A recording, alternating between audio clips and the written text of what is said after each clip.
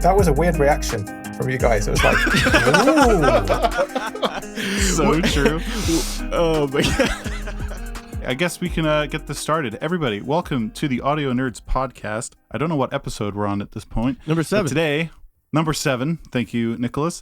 I am Alex, aka Divide, with my illustrious co-host. I look up the definition of that, and it means I can't remember what it means, but it's a compliment. My illustrious co-host, Nick, and we also today have our first guest, which you may have heard already in the beginning, Sir Danbull. Hello. Oh, wow. So is Sir higher or lower than illustrious in the ranking of compliments? I don't know. That's a really good question. I'm going to say it's higher because you're the guest. That makes sense. Okay, I'll take it. Yeah. It's the higher compliment. Dude, how is it going right now? I mean, I know that's such a loaded question with everything going on in the world, but how has life been for you so far? Life at the moment, it's strangely intense considering I don't have to leave home, but I'm kind of juggling full-time YouTube with pretty semi-full-time. Does that even make sense? Semi-full-time parenting. I love parenting with my 3-year-old boy, who is a super high-energy kid, and he's I want to make sure he's kind of learning and active all the time. So yeah, I basically wake up in the morning and I'm doing stuff until I fall asleep at night, which I'm not used to. I'm used to being a lazy YouTuber who can do whatever I want whenever I want. So that's the dream. The irony with quarantine. Wow. Yeah, like I heard that people that don't have a kid have a bunch more free time with quarantine, and people that do have a kid suddenly have a bunch less free time. I don't know how true that is for you guys. I was saying to Nick earlier, like the quarantine, it's starting to mess me up a little bit. It's funny because I spent all my time inside working, and now all of a sudden I'm like, I want to go outside. Like, I want to exercise all of a sudden. Same. I feel like I'm suddenly. It's like the grass is greener. Literally, I didn't really care about going outside until I wasn't allowed, and now I'm like, no, I want to go out there. I want to go do things. I want to go. It's So funny how true. that works. It's really weird. Yeah, because I've always been like pretty happy to just stay in the lab making beats or playing games and stuff for hours upon hours. But now it's like, I feel like I'm being told to do that by the government. It's not cool anymore. I'm a rapper because I have to be. Yeah, Yeah.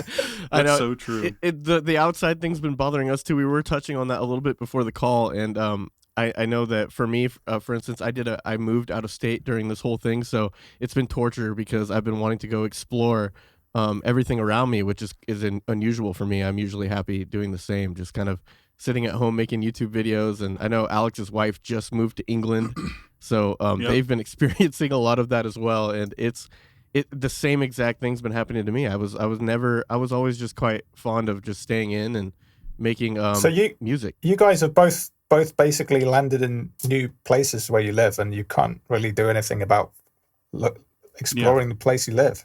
Exactly. Yeah. For me, my wife and I arrived here in November, but my wife finally showed up end of February. The goal has been to travel.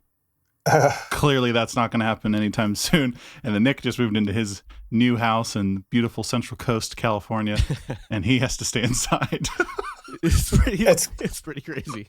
It's gonna feel good when we finally get to go back out and do stuff. Oh my gosh. Yeah. Oh, yeah. My wife and I picked up like boxing, but like just for the exercise, not actually hitting each other. But like we got like pads and stuff, and we've just been doing like, squat, punch, like we'll do like punch squat, and we were like doing sets of like all this stuff just to try and keep active. And That sounds like good stress relief too, because it's kind of stressful. Just it's like cabin fever, isn't it? oh, it's brutal. But it is funny, like when you're told you can't go outside, so much worse than when you just want to stay inside because you're just a lazy piece of shit. Yeah. But I think at the same time it's like kind of teaching you what is important, because I think maybe in my case I took for granted, because I live in a beautiful part of the country and just never really appreciated it, and having it taken away, or at least kind of blocked off, has made me appreciate simple things like trees and sunshine, which I didn't really care about before. You like look out your window, you're like, Holy shit, where'd that tree come from? Yeah. There's great graphics out there. Really, really high resolution. No micro stutters. The FPS is looking fantastic. I not to completely segue this conversation, but I just wanted to explain to the listeners that don't know Dan Bull. He's a YouTube legend, internet sensation. He's been around forever, and I just kind of wanted to dive into what kind of got you into all this. Like, what exactly? When did it begin? And why exactly? Yeah, what the hell were you thinking? What was I thinking? Well, I've always liked music. So ever since I was like a toddler, apparently I was always like banging stuff to make music and listening to music. I had like a cassette tape. I think the only music I had was the Ghostbusters soundtrack on cassette tape, but I basically wore it out. That's awesome. Yeah. I also lived in the countryside in a rural area where there was very little to do. So I ended up making my own entertainment. And one of those things that entertained me was kind of producing music on our PC and stuff. And for some reason, I don't really know why, because I feel like maybe the hip hop is not really aimed at my demographic. I don't know. But as soon as I heard rap and stuff, I just felt like this was the coolest music I'd heard, and I wanted to somehow be involved with it. I had never heard of nerdcore until way later, and I never really set out to make nerdcore music. I just wanted to make hip hop based on kind of my own experiences and stuff. And one of the things I experienced a lot was video games, because I was a big nerd. So like I made one track about games, and it was going to be the only track I did about games. It was called Generation Gaming, and I was just listed basically all my favorite games. And I didn't. Yeah. So I had no idea that was then later going to become like a whole industry in itself. And then, not to cut you off, but how many? Develops, I'm so sorry. How many Generation Gamings do you have?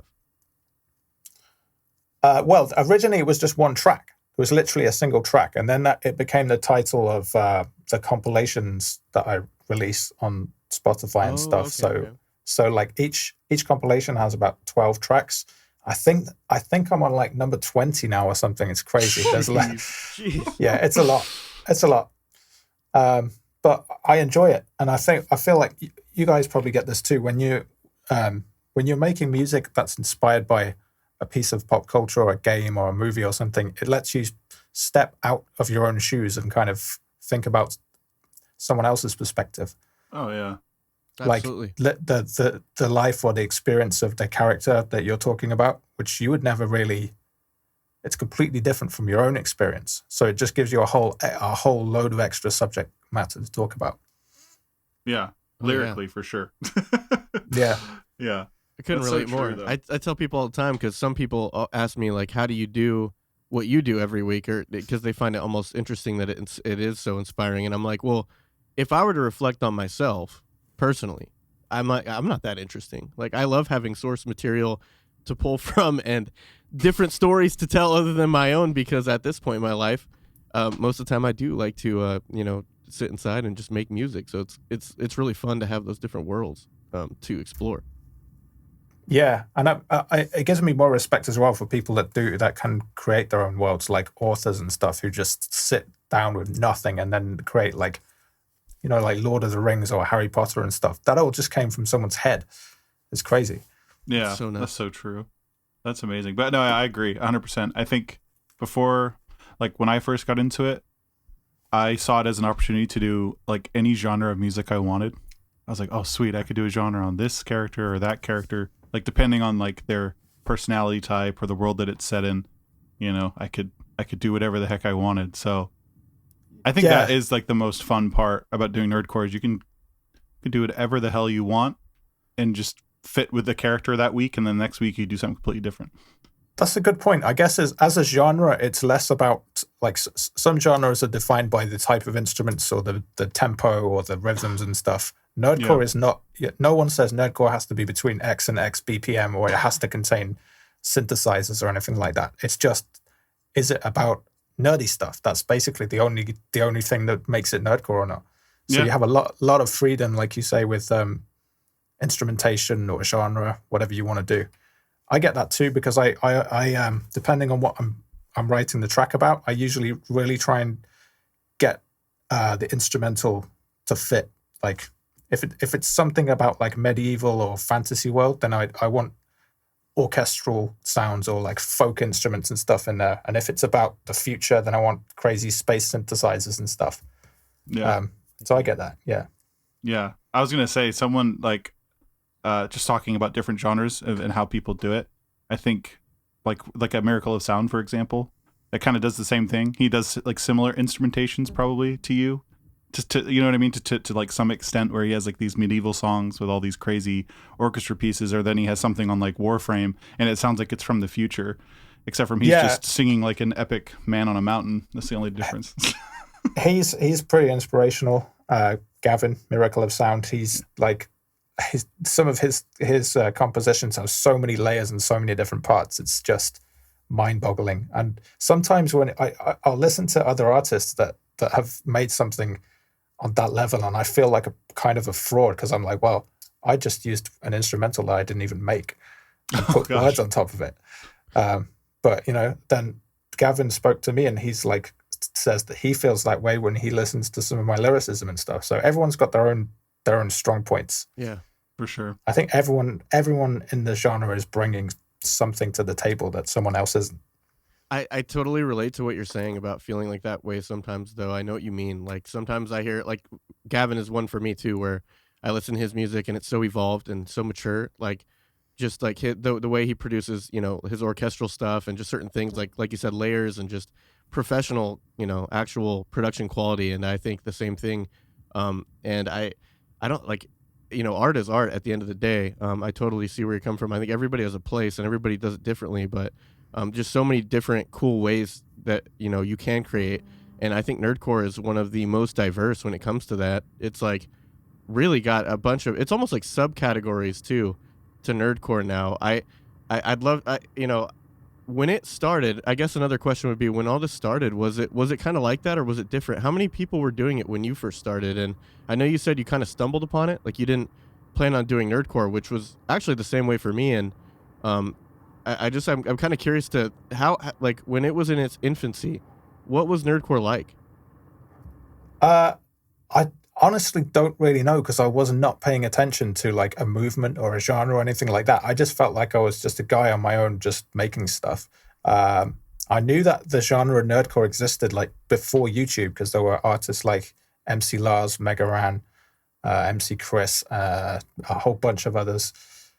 But I'd never spoken to any of them, and I didn't consider myself to be part of that because I thought that it was a genre that just only talked about nerdy stuff. And I was doing tracks about like my own feelings and emotions and things, and that's not necessarily a nerdy thing. Everyone has feelings and emotions, but I guess I slowly kind of segued more into the direction of nerdy stuff because it performed really well on YouTube. Like more people relate to it, I guess. And then I gradually, I only remember being aware of two other acts on YouTube, like back then when my channel first took off, which was JT Machinima, which is what they were called back then. Yeah. Now JT Music, and Team Headkick. Oh, and then obviously Miracle of Sound, who we spoke about before. Yeah. But it's still I still didn't think of it really as a genre or that we were nerdcore. They were just some other YouTubers that did similar stuff to me. It was only till like say 2015, 16, I think there were a few more people kind of cropped up, and then everyone kind of started talking to each other and hanging out and stuff. And then I just thought, you know what? I am nerdcore. I'm not. At the end of the day, it's still hip hop. I wanted to make sure that like what I made was legitimately and authentically hip hop, and I thought if I called it nerdcore, it wouldn't be that, but it still is. It can be both of those things. And I kind of got more involved with talking to the nerdcore community, you guys, and then we obviously met up at the NPC events, which was really cool. And there's a few just in the UK now. There's a few different artists like Stupendium, Rustage, Connor Rapper, who else? Schwabady, Ninethy or Ninethy. I can't remember how you say his name. But yeah. Ninethy. I have this that there are people that are like, DA Games. Never remember how to say. Oh, DA Games, of course. The weird thing, DA Games is my neighbor. I didn't know that he's literally. What, dude? How did you not know? What? That's crazy. Yeah, oh my God. I had no idea, but he lives like literally about 10 minutes away from me, which is just crazy. Oh, I thought it was like he was being too loud and you had to go over and knock on his door. Can you keep it? Oh, hey. Yeah, that would be crazy if he was like literally in the same building. Yeah. But no, I mean, on a global scale, though, that is 10 minutes away and it is still pretty close. So yeah, we hung out a few times. I got him as he joined me on my video about how I hate Super Smash Brothers recently. Mm-hmm. I came out of the closet as a Smash hater. Dude, that still killed me when I watched your video. I was like, wait, he had this planned this whole time? Because your video footage of everything that was going on at NPC, I was like, what is going on? That's hilarious. Were you guys there? I can't remember who was there when I was filming that. But, no, I played Smash like once or twice, but the group was always like Zach Boucher, yeah, Jack, Game Boy Jones, yeah. Yeah, I kind of knew that they'd be playing it, so I had my camera with me, and I was like, I think it was Rustage. I got to film it. I was like, look, there's a scene in a video that I'm planning that's set in a house party where people are playing Smash, so we may as well film it here now. So I don't even know if the other guys knew that it was like that we were filming it. So I don't think they did. So they're not acting, but I'm acting. I know, it cut to your face and you're just like looking dead ass serious. I was like, oh my God. I love it, dude. They don't know though. He's in the back on the chair, and I was, oh man, that was so good. So okay, like there's another question then. With something like that, you obviously had that figured out prior, and you brought your camera and everything, and then you release it in 2020. Like, what would you say, 8 months later? How ahead are you typically with your scheduling, and like how do you decide what the hell you're going to do, what you're going to do it on? Because you obviously cover such a wide array of like video games, politics, sometimes personal, like how do you figure that? Like, I know that's such a big question, but I just find it so impressive that you had this planned that long ago, and then you released it. You're making it sound like I planned it 8 months ahead, like on purpose, but it was actually just that I wanted to release it back then, but I'm really disorganized, and things drag on for ages sometimes. So some projects that aren't like too time sensitive just keep getting pushed down my to-do list, and that was one of them. So there was always something slightly more important than that I needed to do. So it ended up, it took coronavirus for that to finally get finished. Silver lining. Yeah. Oh my God. So yeah, I've always got like a dozen projects on at the same time, and I kind of toggle back and forth between whichever one is closest to the deadline or whichever one I feel like doing. There isn't really a strategy behind how I work. It's pretty haphazard. Sure. But lately, I think I realized it was kind of messing with my creativity a bit, because if you keep toggling between a whole bunch of different projects, you never really get fully immersed in what you're doing. You're kind of just working on a surface level. So I'm trying again lately to just start a project and work on it exclusively until it's finished. And then I feel like you get a lot more involved with it and the quality is better. Yeah. I mean, that's the way I create. I've always kind of thought it was unhealthy because I'm usually scrambling.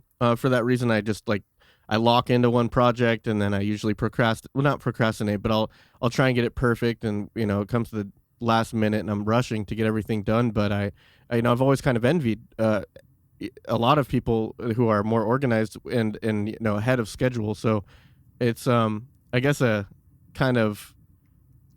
kind of nice to hear from somebody that maybe that might not be the worst way to create. Because that's actually crazy. I can't imagine working on a bunch of projects at once for me personally. I find that extremely impressive. Yeah, I mean, I as I say, I don't know whether I'd recommend it. It's just like how it's happened for me, because I often I'll start something, or I'm like, I have an instrumental and then I'll write like one verse for it or something, or come up with a chorus, but I can't think of a verse, or or I have to wait for a collaborator to do that bit. And then I just end up, it's way easier to start something new than it is to finish something current. And I end up beginning a lot more things than I ever finish. That's so because this leads me to another question then about, because you just brought up collaboration and speaking on how long it can take to get stuff done. How long did it take for you to get the Fortnite rap battle royale thing? Because that had so many people. How long did that take? That was let me just say, I never do that. Never ever do a collab with 100 people. It was awful.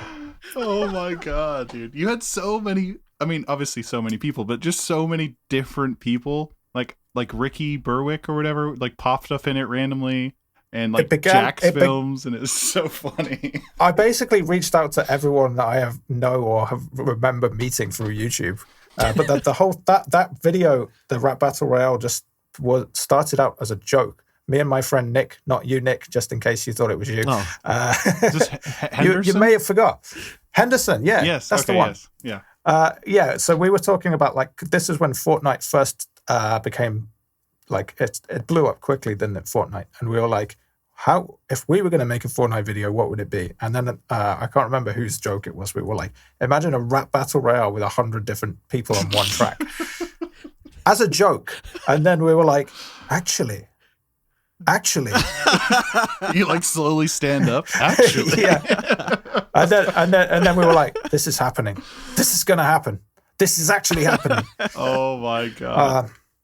But yeah, so we ended up making a track with.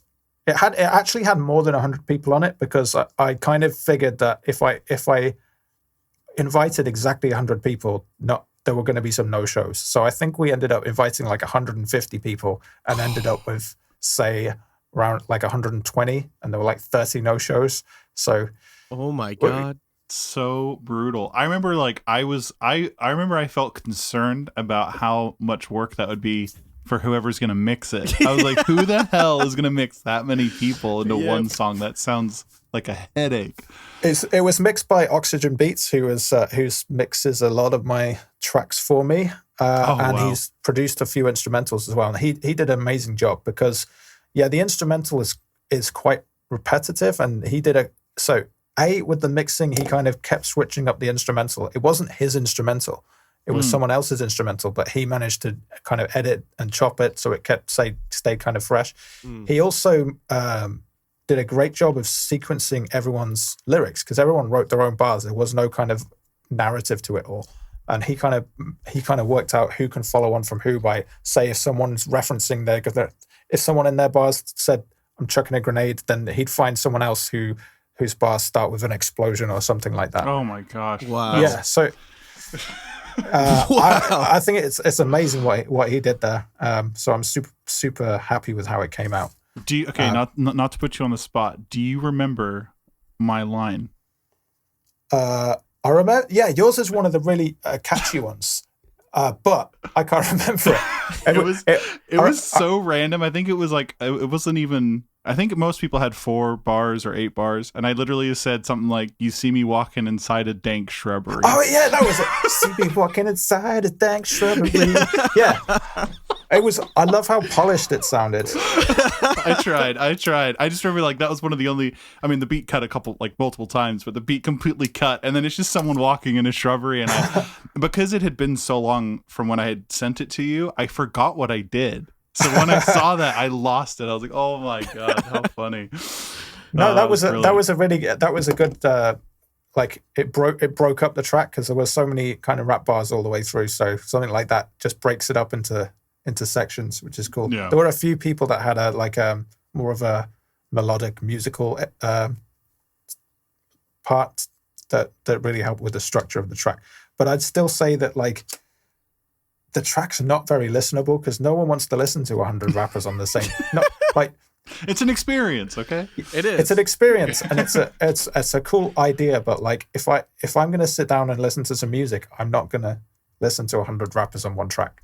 Even if it was industry, I don't think I'd want to listen to 100 every rapper ever. It'd probably get tiring. But for a YouTube concept, it's fucking brilliant. So it was amazing, dude. That was it was awesome. so funny. That was just awesome to be a part of, and I mean, like, you had like literally like Kim.com on that thing. Like what? You had the entire world on one track. It was very impressive. And look, I ran out of YouTubers to ask, so I was like, who else have I spoken to in any kind of sphere of any kind? Yeah, so Kim.com was on there. I can't remember what his line was, but yeah, that was just crazy. I think So my funny. son was on there, just kind of babbling. I think he was right next to JT Music, so he's already collaborated with you guys and JT Music. That was the other cool thing about this track is that everyone on the track can say they've been on a track with everyone else on that track. Right. So like all those other 100 people, you can say, yeah, I've been on a track with that guy.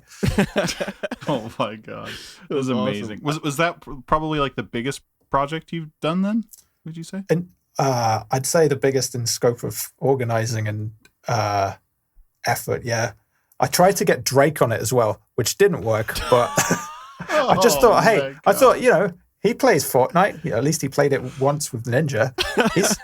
It's worth a shot. I mean, He's it around. didn't work.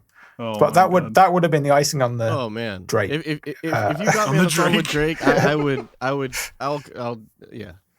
I wouldn't have told anyone. I would have like just snuck it in at the end.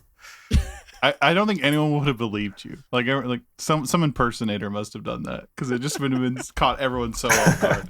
It's so brilliant. Oh my gosh. I'm trying to think of like Drake coming in with like this like super like in your feels intellectual 2 bars about a boogie bomb or something. It's like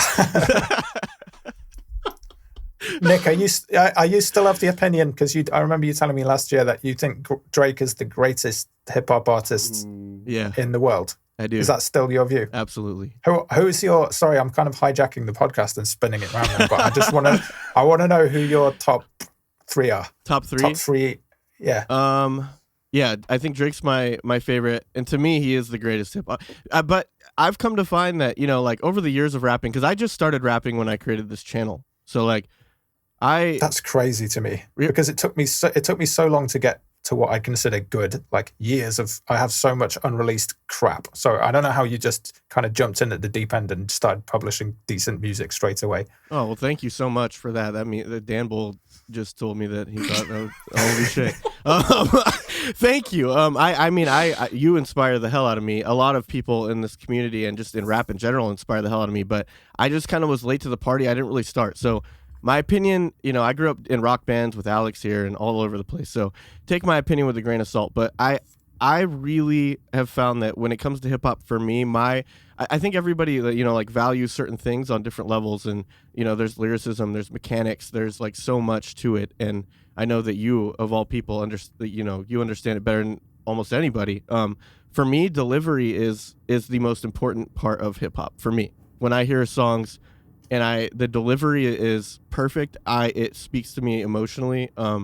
And so I would say Drake's my favorite for sure, by far. And then I'd say Kendrick is up there. Kendrick's definitely one of my favorites. And then it's kind of like all over the place. Oddly enough, I'd put in my third, which a lot of people would probably laugh at, is Mike Shinoda from Linkin Park. He really, really, really inspired me in so many ways, because he's not like the best mechanical rapper, but I heard Linkin Park albums and I never forgot the lyrics, like ever. And that just wouldn't happen with anybody else. I just remember like, I'd hear these songs like Numb, and then I would just remember them until the end of time. Yeah, I think you're right. Like Mike Shinoda, I think his strong point was he did justice to the track. He wasn't like trying to prove himself technically or anything. He was just like, what does this track need? Yeah. And I think he got overshadowed as well because he obviously wasn't the only vocalist in Linkin Park. So yeah, it's a good. I wouldn't put him in my top 3, but I can definitely see your point. Yeah, and I think that there's other, like, if we're going off mechanical skill and stuff like that, like Eminem's definitely in my top 10. I'd say Jay-Z is definitely in my top 10 because he records all his verses in one take and he doesn't write any lyrics down, which I think is so cool. Lil Wayne. Do you think that's really true about Jay-Z? I heard that, but I just find that, like, why wouldn't he write his lyrics down? I think he's an off the top. A lot of people from that generation are off the top rappers, like Lil Wayne. He would do it in takes. He wouldn't do it all in one take. But Lil Wayne never wrote his lyrics down, and he never. Actually, to be honest with you, for the first year of doing it, I didn't write my lyrics down. I just went line for line with it. And it's not like freestyle, but I think that, like Jay-Z, I've heard from, I don't know, interviews and stuff like that he's done hundreds of takes, like, even though like it's a one take thing, it takes him a lot of tries. So like, I don't know how true it is, I'm not actually watching them, but just from off of what I hear from interviews and stuff like that, I would put Jay-Z, Kendrick, Royce the 5'9", Eminem, J. Cole. Kendrick to me is my favorite when it comes to mechanics. I just love how unorthodox but like pop it still is. Like Kendrick can be he's very experimental but yet very accessible at the same time. Yeah, definitely. I think I told you this at the first MPC though. For me personally, when you ask me why is Drake the best to you, it's because I think he commands any track he's on, no matter who's on it. And I know your response to that was do you think it's just because he's Drake? And I personally believe that he actually started in a place that was really hard to get out of, because he was overshadowed by Wayne, and he was a young up-and-comer on a record label that was the hottest in the world at the time. And he already had the fact that he was on Degrassi going against him. People already called him an in your feels actor, and he would never be. And I mean, he took that and he became more than Wayne, which is insane, because I just didn't think that was possible. I mean, people weren't really singing a lot until, on the radio at least, until Kanye, Wayne, era and T-Pain and all that stuff. And then Drake came in and kind of just exploded it to a new level, which I don't know. I'm a huge Drake fan. How does it always come around to Drake? Dude, all these podcasts, I'm so sorry. That's all I'll say about I don't listen to enough Drake, but like anytime I hear Drake, first of all, I think like he has a really interesting way of like a melodic lilt where he has a few kind of melodies and intervals that he uses quite often, and they're instantly recognizable. You're like, oh, that's Drake. And if someone else sings in that style, you think that's Drake's style. So it's very recognizable. And yeah, I like everything I've heard of Drake. One of my favorites, I think, is it called Passion Fruit? Is that a track by Drake? Yeah, Passion Fruit. Yeah. Mm-hmm. Yeah, I used to listen to that quite a lot last a couple of summers ago. But yeah, I never got properly into it. I totally understand. Because one of the downsides about doing music full time is you don't have much time to listen to music. Yeah, I was gonna say. Yeah. Like so some jobs you can have music on in the background all day. You can't do that when you're producing your own music. So I ended up like a lot of the music I'm into is from my younger days when I was a teenager and stuff. I still listen to that. I mean, that's probably true for a lot of people, but I want to keep on top of new music and stuff, and I find it increasingly difficult just because there's not much time to do it in. Oh, yeah. Totally. No, I agree. I wish I could listen to music while I edit videos, but I can't. Yeah. It's the worst. But yeah. So, we were talking about big projects earlier. You've obviously done massive projects. What was your favorite in your whole time on YouTube? What is your favorite kind of like passion project that you've ever done or been a part of? I know you've worked a lot with Epic Rap Battles of History and all sorts of you've done a lot of cool things throughout your time on YouTube. What is your favorite of everything? Like if you could go back and relive one moment or just anything like that, what would it be? I genuinely don't know the answer to that. I feel more like my becoming a YouTuber and just becoming self-sufficient from music was my favorite thing, because that was always my dream ever since I was a kid. I just knew that I needed to do creativity and basically be my own boss and make my own stuff. And somehow I ended up making that happen. So rather than it being a particular project that I worked on that stands out, it's just that kind of fact that I managed to transition from being unemployed, which I was at the time, to very quickly having quite a big audience on YouTube. And when it happened, it sounds arrogant, but I was like, oh, finally. It's like I kind of knew that in a way I knew that it was going to happen or it needed to happen. So when it did happen, it was more of like a relief that I could finally make a living from music, if that makes sense. When was that, by the way? Just out of kind of curiosity. Because I know, like, because you've been doing it for so long, and wasn't it back in like... I was really lucky because my channel just started to take off at the same time as YouTube introduced the partner program. I was gonna ask because I know people that got big weren't making any money on it. So Yeah, which was around 2011. So before that, it was not there wasn't there was no partner program, no ad revenue, and kind of influencer marketing. So brand deals and stuff was not really that industry didn't really exist either. So it was very difficult to monetize your content. And then the partner program got introduced, and then companies started to realize that they didn't have to just put ads on TV, and they could work with creators and stuff. So all of a sudden, it was possible to make a good living from YouTube. And you used to be able to do it with a smaller audience as well, because ad revenue used to be much higher than it is now. Really? Interesting. Yeah, I think it peaked in about 2012, I think. So at the moment, I'm looking at my most recent video that I published, I'm making about 50 cents or 50 pence per 1,000 views. But I mean, that's even lower because of coronavirus now. But back in the day, it was like, could have been about $4. So what? Per 1,000 views? Holy crap.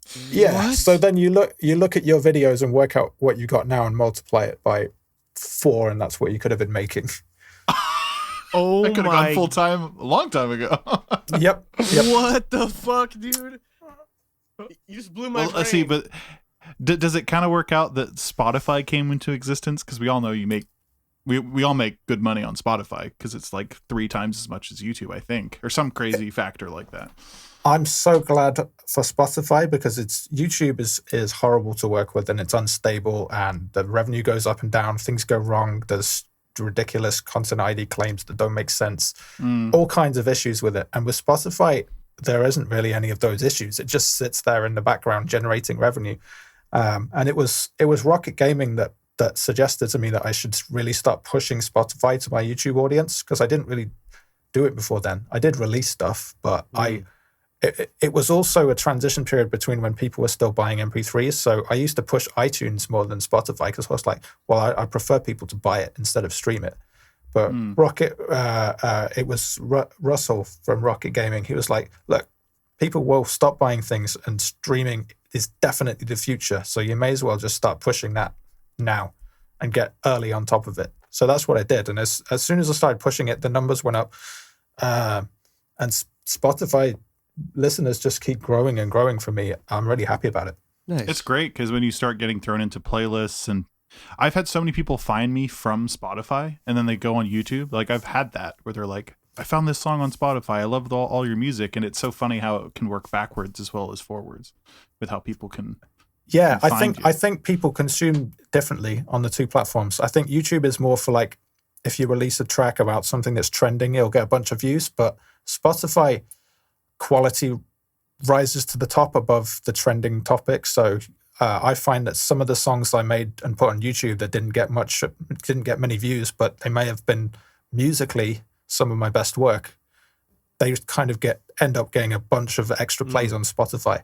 So if you look at your most viewed YouTube videos and your most played Spotify tracks, they're not necessarily going to be anything the same. Oh yeah, 100%. Dude, when I first started YouTube back in like 2017, Nick and we did what was it, Kylo Ren versus Ren versus Luke Skywalker or something, rap battle. Yeah. And it was so like I sang the chorus, he did the verses, and I had maybe 1,000 subs at this point. Spotify was fresh, but I remember on Spotify that like kind of blew up to my standards back then. I was getting like thousands of streams a day on it, and I was like, what is going on?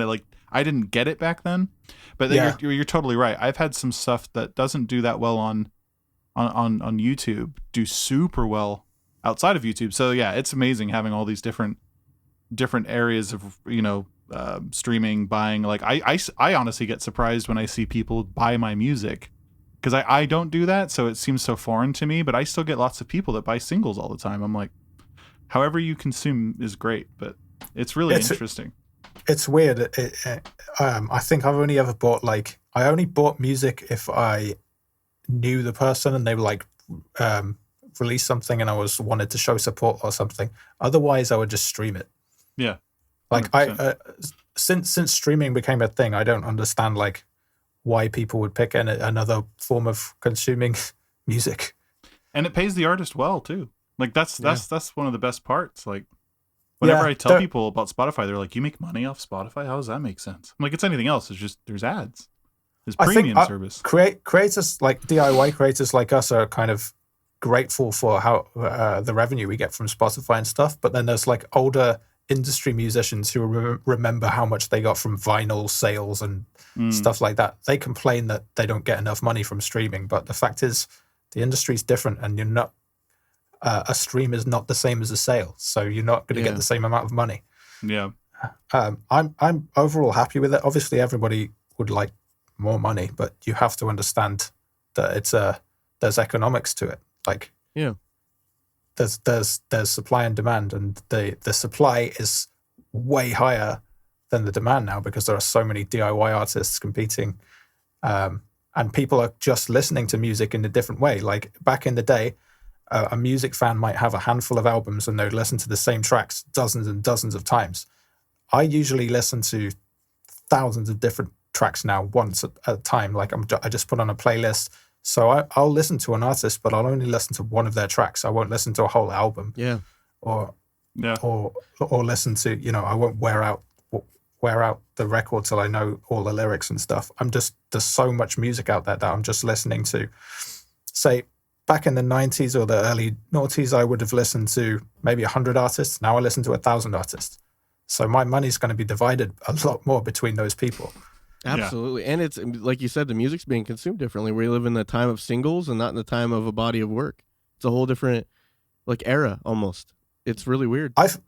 I feel like playlists are the new album. Like I know musicians get really precious about the album as a piece of work, and like you need to listen to it in sequence and all the tracks complement each other. That's just one way of listening. I think a playlist is almost like a listener curated album, and listening to other people's playlists or even your own playlist is you get a whole different listening experience from that. Yeah. You could like do it on mood, genre, all kinds of things. I have love so playlists. many. Yeah, I've got mood, genre. I've even got playlists for like places I've been that I want to remember. Like I have one called Los Angeles, which reminds me of when I've been on trips to LA and stuff. I have one called like 80s montage, which is just makes me feel like I'm walking through an 80s movie. It's got like Phil Collins, Michael Jackson, that kind of stuff. So I don't. And also, people are still free to release albums. Like the albums are not going anywhere. It's now we have more options. I think it was Pink Floyd. They didn't want to be on streaming platforms for a long time, and they fought against it. Or was it iTunes? Anyway, they didn't want to be on those platforms because they didn't want their songs to be able to be bought individually. They said that the listener needed to buy the whole album, and iTunes was like, well, we don't do it like that. You can buy tracks by track. And Pink Floyd were like, no, that our music comes in album form only. But I mean, eventually they gave in because that's just not how things work anymore. Interesting. I remember it was a big deal when the Beatles came, because I think, what was it, Michael Jackson bought the rights to all the Beatles songs, and then when he passed away, it finally wasn't that what it was? There was a different reason. It was a stupid reason why the Beatles weren't on streaming platforms. It's because the Beatles had their own record label called Apple, and so they were in a trademark dispute with Apple about Apple Music, and so they were basically they were locked in a legal dispute. So they obviously didn't want to cooperate with them. But eventually that got settled, and that's when their stuff was released. That's so funny. Wow. Because of an Apple. That's awesome. Yep. Oh my God. I have one quick question before you slide into the batter's box there, or whatever you're about to do, because that'll be fun. I just have to ask you, because you asked me earlier, and I don't want the audience to be deprived of this. What are Dan Bull's top 3 rappers of all time? Oh, great question. The one that got me into rapping seriously, and it's probably a cliched answer because so many people say it, but it was Eminem, because I was about 13, 14 when his first big single came out, My Name Is, and I thought it was hilariously amazing, and I instantly wanted to do something like that myself. And he's kind of proved himself over the years that he has staying power and he can make serious tracks, funny tracks. I kind of gone off his newer material, but apart from the track he made about the Vegas shooting, I thought that was amazing though. I can't remember what it's called. Oh yeah, that was great. That was. I mean, I couldn't agree more. I mean, Eminem's a powerhouse, and he pioneered so much. So that's awesome. So he's your number one. Is that? Maybe he's probably my number one. Yeah. And then another artist who I listen to a lot is Busta Rhymes, because I feel like he ticks a whole bunch of boxes. He's got an incredible voice. It's hugely charismatic. He has really good rhyme schemes and crazy punchlines, like his imagery that he conjures up in his lyrics. That it might not be super kind of deep and poetic, but you definitely kind of see pictures when you listen to what Busta Rhymes is talking about. Nice. And he can also make hardcore hip hop bangers, and he can make club tracks. He can do all of it. Yeah. No. Oh, that's awesome. I remember my first time hearing Busta Rhymes was on the radio on that song with Chris Brown, and he melted my brain. Like I was just like, hey, I didn't even think this was possible. Yeah, it's just nuts what he does, and like he can do he can do slow, quiet rapping, or he can do like super speed chopping. He just all of it. So I quite often I listen to Busta when I'm in the car or something when I need an energy boost. Heck yeah. And who else would?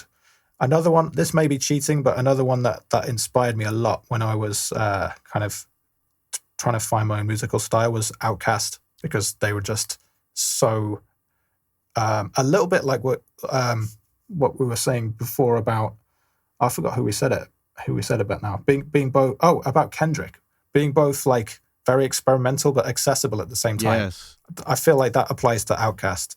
Back when they released Speakerbox, The Love Below, yes, like that double album, there was all kinds of crazy stuff on that, and listening to that just made me think you don't have to have a 90 BPM track with 16 bar verses and a chorus in between. You can do all kinds of crazy. You can do whatever you want. I think that was what I thought was good about Outkast. It just made me feel like you can do whatever you want with music. It doesn't have to be restricted to certain instruments or certain structure or certain topics. Anything goes as long as you kind of put soul into it. Yes. Andre 3000 is. I can't believe I didn't even say him with Wayne and all them, because he inspired everything about that almost. Like that album for me was huge too. That's so cool. I loved that. That's one of my first hip hop albums that I truly dug into the whole album too. And I love that it was a 2-part, 2-disc thing. That was really fun. Yeah, and they each kind of had their own disc. That I think they were both involved with each disc, but each one of them was like creative director of one of the discs or something. Yeah. It was essentially like 2 solo albums. I don't know if we'll ever hear anything from Outkast again. I don't know if they release music separately, don't they? But I think it'd be cool to hear something together. But yeah, I've probably missed out some very inspirational people who are. I'm purposely not naming any nerdcore artists either, because there are.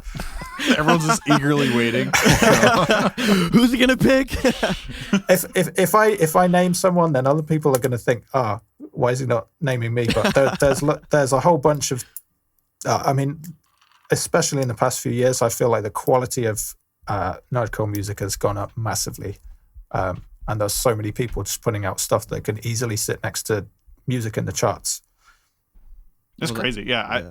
I mean, when I remember when I got into it, it seemed like it was already there, especially with people like JT, Nerd Out You. Like I was just like, the hell have I been? This is awesome. It's inspiring. Yeah, and I think production qualities, as well as the kind of quality of the music, of the songwriting and stuff, production is just, I feel like it's easier to make kind of industry level productions as well now. We're using a home setup. Oh yeah. Yeah. Things are plugins and all kinds of stuff. It's so easy now to make I mean, how many people are doing, like Billie Eilish, they did it from home. Granted, they had it sent off to be mixed and mastered, but they recorded everything at home and just sent it to a professional in their own home to mix it. So it's like you can do everything from home now. It's now we have to. Yeah, literally. Yeah, now we do. My God. So true. Well, okay. I have something called, well, it doesn't actually have a name. I'm going to do this, I think, for any guest we have on the hook, because this is going to be funny.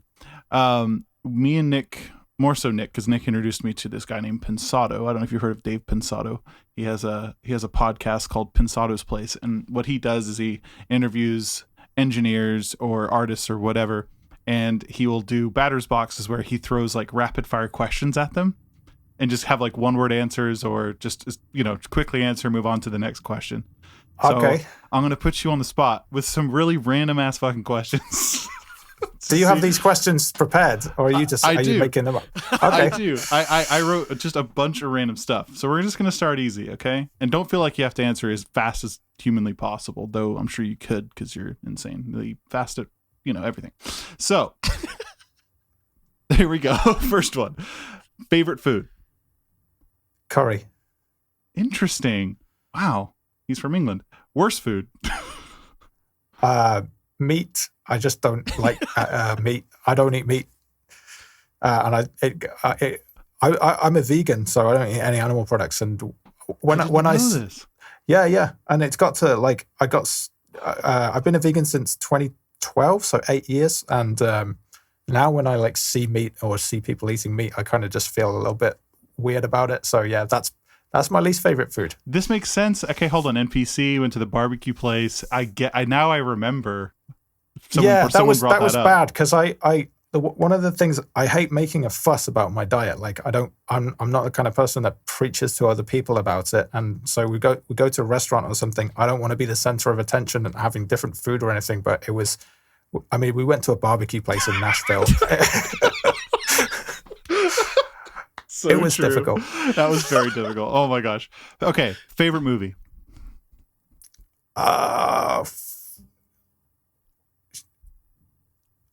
I'm gonna say Ghostbusters because I remember I was talking about Ghostbusters earlier. That's not my favorite movie, but I can't remember what my favorite movie is right now. Awesome. Favorite video game? Minecraft. It's legitimately my favorite game.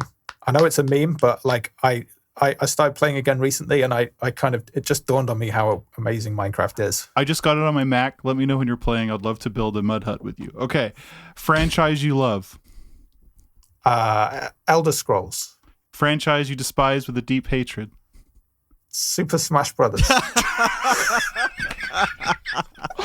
Oh my god. One word to describe Dan Bull. Oh, that's a really rapper. All right, fair enough. Okay. Favorite sweet or candy, sweet. if for people that don't call it a sweet. Starburst. I don't know if you guys have that in the US. Oh yeah. Love Starburst. Oh yeah. We have Starburst. Yeah. In the US. Okay. Good. Yeah, that's Really my favorite. Okay, that was a good choice. Have you ever? Okay, hold on. Can't get off subject. Let's ask you a whole bunch of questions about candy. Moving on. Favorite food outside of the UK? Wait. Curry. Perfect. Favorite food inside the UK, which is obviously going to be curry, because I already asked what your favorite food was before. I did not proofread these questions. Okay. Favorite YouTube video? Ooh. Our favorite video. Oh, that was a good one. There's one I watch every year at Christmas, and it's this. It must be 10 years old now, and it's just like a kid who made a Christmas song using really, really basic green screen skills, and he drew the background in Microsoft Paint, and it looks like he's memeing and making a joke, but I think it's serious, and I just find it so wholesome and funny at the same time. I can't remember what it's called. So I think it's just tradition for you?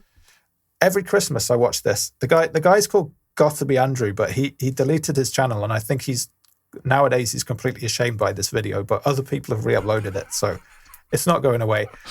That's my favorite video. That's amazing. Okay. Favorite singer?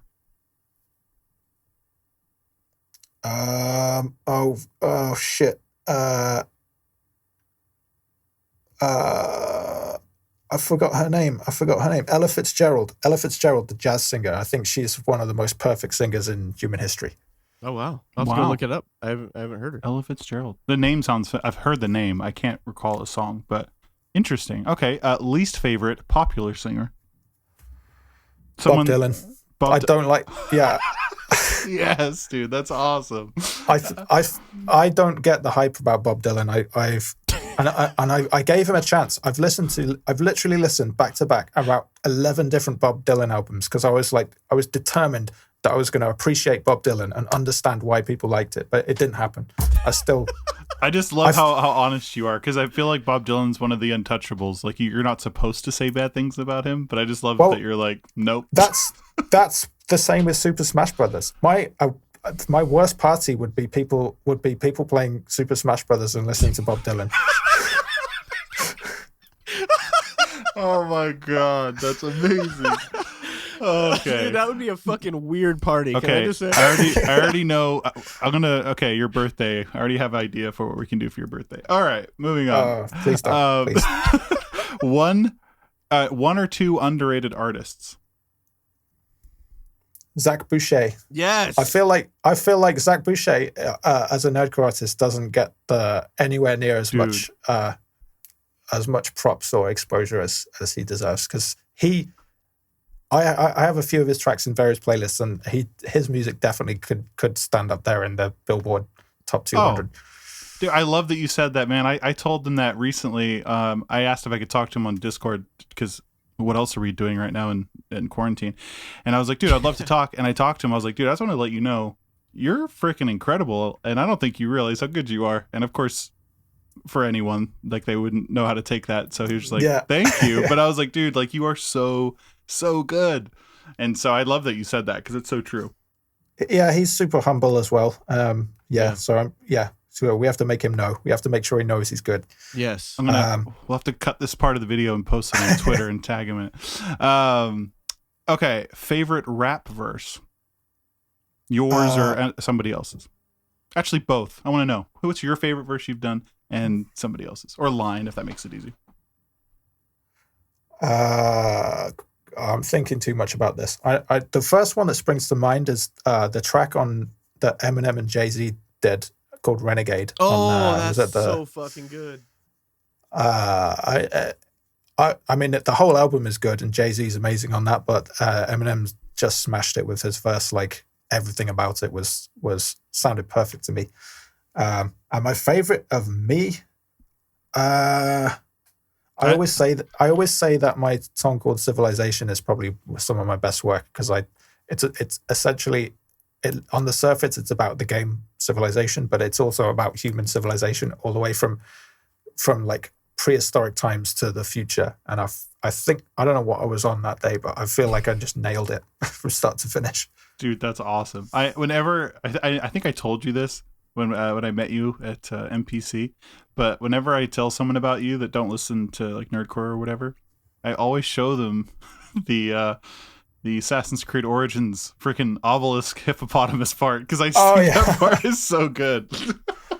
See, I wouldn't say that's my best work, because I feel like it's kind of easy to write chains of crazy words that sound like each other, like obelisk, hippopotamus, esophagus, and stuff. It's fun to do, but I don't think I can do that. I feel like it's harder to make more simple lyrics that really hit home and reinforce a message more. So yeah, I could see that. Yeah. It's kind of like how I compare it to guitar playing. Like, people who doing like esophagus, hippopotamus, obelisk, or whatever I was saying. That's like shredding. That's like Eddie Van Halen shredding on a guitar. It's not. It's technically might be impressive, but I would still rather listen to like Jimi Hendrix or something. Boom, Alex, dude. are you picking up on this? Did we not have this conversation? Dude, we had this exact conversation about... Dan, this is making me shit, because it's like one of the first times Really? I've had a hip-hop conversation where I couldn't say I actually 100% wholeheartedly agree with every word you're saying. Like, that's exactly how I view hip-hop. I've never heard it explained that way, but we were having a podcast where we were talking about rap a little bit, and I, word for word, almost said exactly what you just said, so that's tripping me out. Literally Really? almost the same. We had No way. the guitar comparison about people shredding and how it's impressive, but what's more impressive is something that is like memorable and just powerful, not just so fast that, or so, you know what I mean? So like, that's really interesting that you said that. Wow. Unless we all had a drunken conversation at NPC and we talked and we all forgot. Who knows? We're like, whoa, dude. Yeah. That was So trippy. That was funny. almost like deja vu. That was really weird. I know. Nick and I both were like, whoa. Well, that's incredible. Okay. One fun fact about you that many people may not or may know, but you know, just one fun fact. A surprising fun fact. It's not very fun, but it's the first thing I can think of. I'm left-handed, but I'm also. I am too. I learned to do a bunch of things right-handed because it was easier. So I play guitar right-handed. Wait, what the fuck is going on, dude? What? Dude. Nick has jumped out of his chair, dude. Wait, is this the ghost? Is this the ghost in your house making this happen? No, it's my butt pad. Do you see that? Dude, I have a butt pad. Dude. I should show you. No one can see it, but I have a butt pad, man. No, everything you just described is me, dude. I write left-handed. I throw right. I play guitar right. That's so funny. Wow. There are some things where it's just like easier to just force yourself to do it right-handed, but yeah. Right, I couldn't write with my right hand. That would just be too tough. But when I picked up a guitar, I was like, I can go through the rest of my life needing left-handed strings and left-handed guitars and stuff, or I can just suck it up and learn. And now it seems like if I try to hold the guitar left-handed, it feels wrong. So my dad told me that when I wanted to pick up guitar, he was like, I know you're left-handed. And it might feel comfortable because it felt comfortable doing it with my left hand. Or that sounds like a weird thing to say, but you know what I mean. Left-handed. And I remember my dad told me, he was like, it's going to be a lot easier if you just do right-handed. You're not going to have nearly as much trouble finding stuff. And that's just what the world is. It's all right-handed people. And I was like, all right. And yeah, like throwing a ball, pretty much any activity, right hand. And then like, you know, writing and whatnot is left hand. It's just really weird. It is weird actually driving in two different countries, stick shift. That's interesting. Oh yeah, I've only ever driven in England, so I have no idea what that's like. But it seems terrifying to suddenly be on the other side of the road. Yeah, thank you. That's been my life. As well, because we were talking about me visiting, and I was like, well, I'm kind of terrified to try and drive to wherever you live, and I was, just didn't really want to do that. And I feel confident now, though. I picked up my wife in London, and I was pretty proud of myself. Oh, London's terrifying. So did you pick her up? Was it the airport, or was it like central London? I did not go into. No, it was at the airport. So I mean, it wasn't that impressive, but I still went 3-hour drive. I mean, yeah, that's pretty good. Yeah, I was pretty proud of I after that drive, I felt so much more confident in my driving ability, but the roundabouts here stress me out, dude. I hate them. Oh, you don't have many roundabouts in America, do you? No, or any. None. People don't even know how to use them. And I mean, I know how to use a roundabout, but because there's like 2 lanes, sometimes more, it's just confusing. They stress me out too, and I've lived here my whole life. I still find myself on a roundabout with people behind me honking the horns, and I don't know what I've done wrong, but presumably I did something wrong. I don't get it. Dang. My life. Because I try and like learn the rules, and then I find that I'm not doing something right, or someone's doing something wrong, and I don't know. I don't have enough confidence in myself to know if I'm doing it right or wrong. So, hey, we're both still here, so it can't be too bad. It's very true. Very true. Well, okay, we have. I think we've kind of hit the mark for this episode. Wow, we literally hit an hour. That was pretty brilliant. Perfect. That's amazing. All right. Well, it flew by. Damble, thank you so much for coming on. This was a ton of fun. Yeah, I know I learned much about you. Curry, had no idea. Oh yeah, that's the main thing I want people to take away. Actually, yeah. Oh, speaking of Curry, Denzel Curry's pretty good. Oh, I love Denzel Curry. Wasn't he like the nominated like artist at NPC? Like everyone was listening to him. At NPC. Yeah, Ricky was like the smash hit there. Everybody was. Oh my gosh, it was going off. That was the first time I'd heard him. Game Boy Jones was playing him on some speaker, and I was like, "Who the hell is this? I love this." And he was. I think I was there when that happened. Yeah, we got schooled in Denzel Curry's top hits. Oh yeah, pretty quick. Oh yeah, I love so it. Funny. Oh my gosh. Well, Nick, unless you have anything else to say. No, just thank you for hopping on. Really appreciate it, and it's been a blast. I've learned a ton about you, and I personally can't wait until the next time all of us can get together in real life and hang out, because it's always a pleasure. Likewise, it's been good to speak to people outside of my own home as well. So yeah. Same for me. Let me know when the podcast goes up as well, because I'll listen to it and cringe at myself. I enjoy doing things like that. Perfect. It should be this Friday is what we're aiming for. So yep. All right, sounds good. Alrighty, well, I guess we should wrap this up. Thank you guys so much for listening and making it all the way to the end. We'll catch you soon with a new podcast, and fuck COVID.